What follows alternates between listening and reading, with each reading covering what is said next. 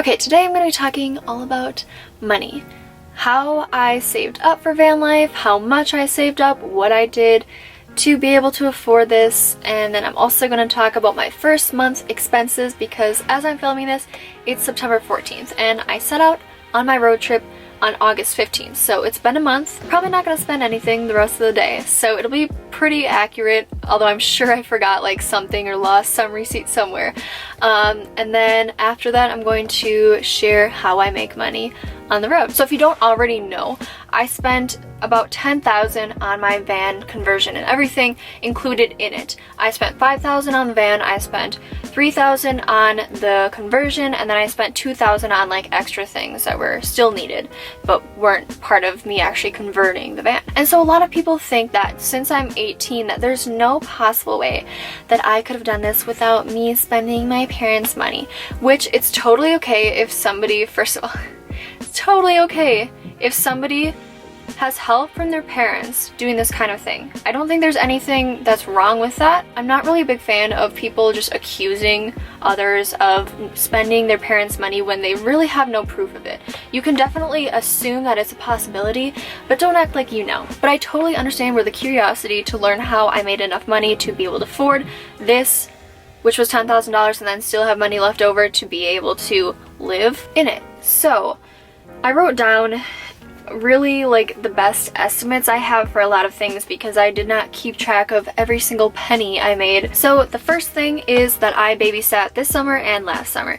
So I remember I made about $900 the first summer, and then I babysat a lot less and only made $300. I babysat I think 10 times total, made $8 an hour, made about $30 each time. So $300 plus $900 in total for babysitting, about $1,200. And then also I just want to say I'm not claiming that I like made all this money, that I earned all of it, because I definitely didn't. Like the next thing, I graduated high school and people give you money when you do that. So I made about $800 from people giving me money for graduation. When I was a little toddler or baby or whatever, my mom put $1,000 in this thing called a Grow Green certificate. And so when I turned, that made interest over the years, about $200 in interest. And when I turned, like the day I turned 18, it transferred right into my savings account. So nothing I could do about that. I didn't earn that money. My mom gave it to me. I couldn't really stop it from going into my bank account. It just went in there. When I was like 7 or 8 years old, I was in a car accident. And when I, again, turned 18, I received money from that. I received $4,182 from that. So again, did not earn that money, but that's definitely a very helpful amount. So I've had a YouTube channel since June 10th, 2016. So over 2 years. In that time, I've made $1,227.60. I've had some people comment that like they think I'm doing van life so I can get rich off of YouTube AdSense money. And let me tell you, it doesn't work that way. I would have to be pretty dumb to think I'm gonna get rich from getting views on YouTube. Like, it's not a good way to make money. I've made $1,000 in 2 years, okay? And put hundreds and hundreds and hundreds of hours into my YouTube channel. You don't make that much from YouTube money. But I saved what I made the most from for last, which is having a job, which is something that I got when I was 16. I turned 16 on July 4th, 2016, and on the middle of August, I got a job at Hobby Lobby, which if you don't know, it's like a craft, home decor, seasonal type of store. They have a bunch of different things. And so I was a part-time cashier there. When I started, I made $10.23 an hour. And then around January, everybody got a raise, and so my wage went up to $10.45 an hour. Usually I worked Tuesdays. I worked like 2 weekdays, usually Tuesday and Thursday or Tuesday and Friday, and I would work from 4 to 8:30 or 9 whenever we got done with our stuff. And then I would work Saturdays from 4 to 9 again, or from 8:45 to 4 for the most part. Like my hours were definitely very different. When I first started, I usually worked the Saturday night shift where I worked from 4 to 8:39. And then in the last year I worked there, I worked more of the morning shift, so I was making more money. But then also in January, when it's not busy, I would sometimes only work 1 day a week. So it really fluctuated. But excluding the short period of the year where I only worked like 1 day a week sometimes, for the most part I worked usually like 10 to 16 hours a week. And keep in mind that when I was working, I did online school, and so I was able to finish my schoolwork a lot more quickly, and therefore I really had a lot more time to be able to spend working, doing YouTube, school, like all that stuff. I had time for that. So then I worked at Hobby Lobby for almost 2 years. The last day that I worked was June 30th, 2018. And so I worked half of the year, exactly half of this year. I was smart and I wrote down the year to date whatever kind of thing that I had made, which was $3,881.10. So that's from January 1st, 2018 to June 30th, 2018. But then once you take out all the tax related things, it comes down to $3,344.79. So since that was half of the year, and I worked there for about 2 years, I multiplied that by 4 and then I rounded down. So my estimate is that I made about $13,000 from working at Hobby Lobby. So then when you add all those things up, $1,200 from babysitting, $1,200 from Grow Green certificate, $800 from graduation, $1,200 from YouTube payments, $4,100 from car accident, and $13,000 from Hobby Lobby. And again, round down, just round it down, it's about $20,000. So I made / didn't really earn some of about $20,000 from 16 to 18. And then also keep in mind that I was in high school, so I wasn't paying rent because I lived with my parents. So I didn't have to pay rent. I did buy some of my food and gas, not all the time when I would go to the grocery store with my mom. She would buy the groceries, and I did not keep track of how much I spent on those kinds of things.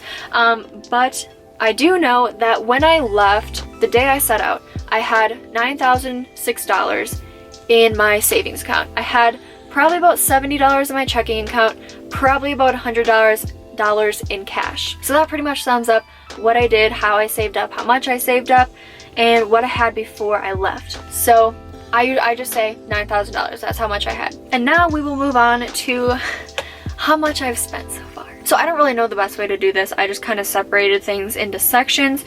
So, and I'm probably forgetting something. Like I guarantee you I'm forgetting something, but I can't think of anything else to add. So my yearly costs, things that I pay for on a yearly basis. I pay for my website, domain, and subscription to Squarespace. So the domain is $20 and the subscription I think is $144 if I'm remembering correctly. So my monthly things, one thing, I'm not trying to like make it seem like I'm completely financially independent and that my parents don't pay for anything, but they didn't pay for any of the van conversion.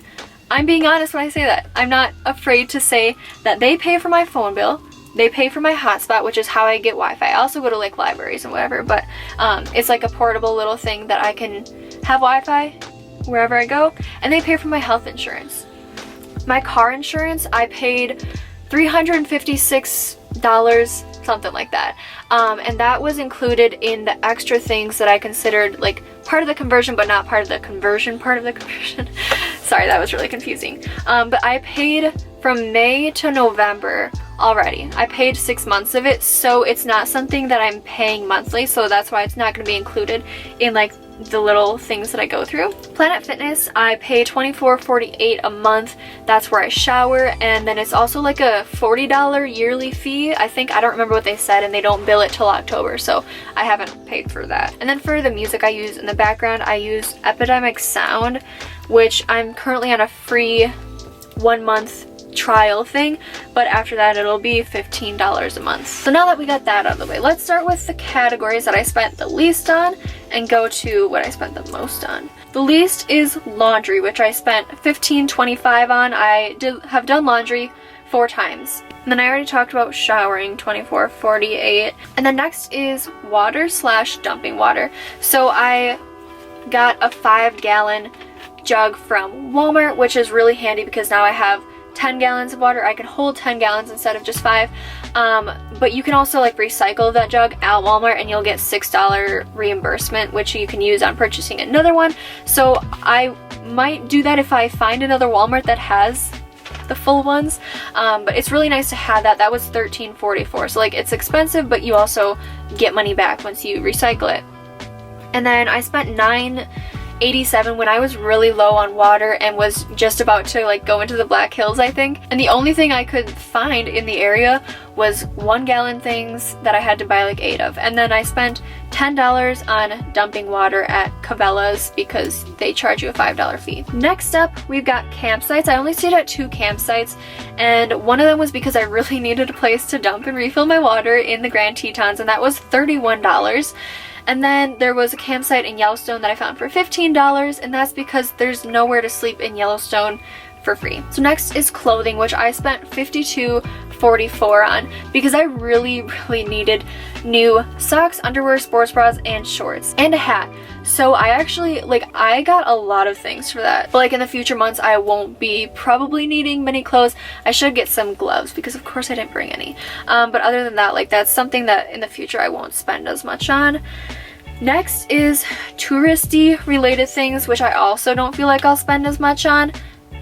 Oh dude, totally forgot to add up my extra category, so now my total cost is more than it actually was. Well, we'll get to that next. The touristy things are like, I've gotten magnets at all the national parks I've gone to, which that's not that expensive, but $10 to get into Mount Rushmore, $20 to get into Custer State Park, $8 to go to the Sculpture Park, $12 for my Wind Cave tour. So those kind of add up eventually. Again, probably won't spend that much on things because I don't have a lot of state parks or national monuments that I'm gonna be going to in the future. Okay, so I just added up all my extra stuff and it's $101.14, so fits right into my little timeline here. So basically what that is I bought a book, duct tape, an aux cable, some stamps, and sent a package in the mail, a bike helmet because I forgot my bike helmet at home, an ATM fee, a rechargeable battery thing for my phone,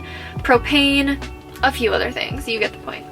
And then the next thing is food, which I spent $335.93 on, which isn't like the end of the world, but I could definitely do better in the future. One thing I forgot to say is I didn't really have a budget going into this because I've never lived on my own before. I've never paid for all these things, so I had no idea what to expect. So any kind of budget I set would be based on literally nothing, but I think I'll try to set a budget for this next month. Anyways, next up, gas.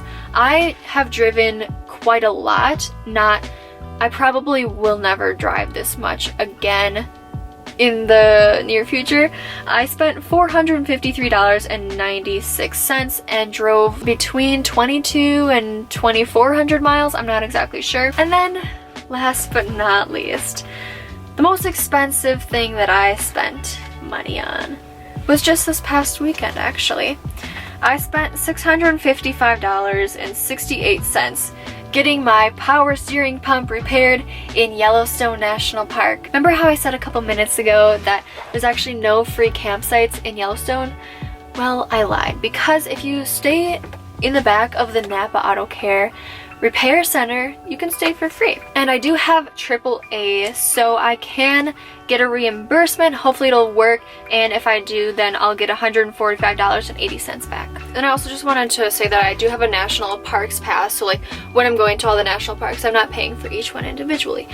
So with all of that added up, including the extra that I originally forgot to add in there, my total expenses for the month was $1,796.31.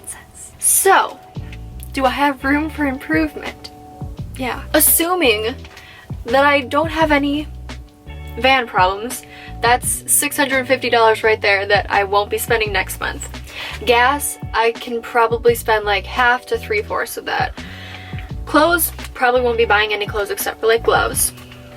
touristy things could probably cut that in half. I'll only be buying like postcards and magnets for the most part. Food I can spend less on because sometimes I buy things that are way too expensive. Campsites, I don't think I should need to stay in any campsites, hopefully. So I'm pretty sure like from now on I probably won't be spending that much money. Because if I do, it's not gonna be that good. And then for the last part of the video, how do I make money on the road? So I also wrote down how much I've made so far. So, one second, just gotta add everything up. So far in the past month, I've made a total of $0. I think you have to understand why I'm living in a van. I'm road tripping. I'm not living in this for like 3 years, or I don't have plans to live in it for 3 years. I'm traveling. I just got out of high school. I don't know what I want to do with my life. I'm just road tripping. I have a route on my website if you want to check that out. I have more information on my website. So I'm not trying to make money. If I made $0 the entire road trip, I wouldn't be in trouble. But the only source of revenue that I have is from YouTube ads. The last time I got paid was July 23rd, and I will be getting paid soon because the way that I have it set up is so that every $100 that I make gets transferred into my savings account like once it hits 100. But YouTube, Google isn't very speedy with them getting the money into the savings account, which isn't a big deal for me. Like, I'm not dependent on what I make from YouTube. But in the past month, I've made around $600. And so within a week or maybe two, that will get transferred into my savings account. And so like I will be making some amount of money from YouTube, but it's not really that much. And then I also do have Amazon affiliate links on my website, but I don't think like I've ever received any money I've made from that. I think only a few people have bought things through those links, and you make very, very little money from that. Like only a couple cents per item. So I don't really know what the minimum amount is, but I don't think I've made it. So that's really the only way. And some people have told me I should open up a Patreon account. I'm really not interested in that. I don't care that other people do it. It's just not something that I want to do because I don't really have enough time to create special content for people who pay me on Patreon, and I wouldn't want people to just pay me and they're getting nothing in return, because I'll be making videos whether or not people are paying me money on Patreon or not. But in the future, when I have like more time, like after I'm done with my current road trip, I'm not just gonna like sell the van and like move on with my life, but I do want to do some work exchange on a farm for a month or a couple months. I don't really know how long, and I would love to write I have a few ebook ideas that I'd really like to write about. And so I feel like in that context, like if you want to support me but you also want to get something in return, you can buy my ebooks once I have them. So that's all I have to say. If you have any questions, let me know. Otherwise, I'll see you guys in the next video.